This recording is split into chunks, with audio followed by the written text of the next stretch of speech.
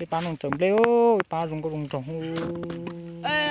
nó đâu tự chia ấy thì thay thay áo cái nhỏ nó khổ cha táo nên chỉ nó cắt bỏ sư khổ cha một ắt chao luôn bây giờ đây làm một lốp bún cháo mình cháu cái liệt tiêu để làm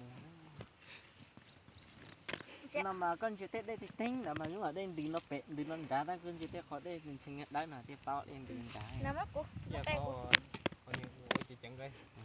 có tên không Không, tất là phải. Một chiều.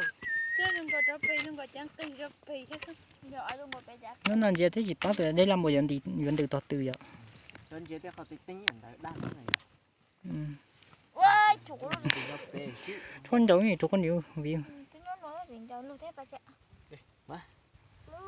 có tết chỉ vào mua mà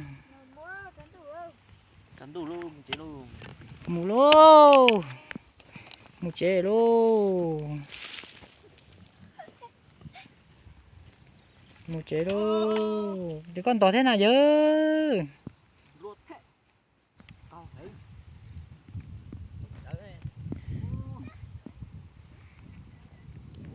mù chế lơ bên mù chế lô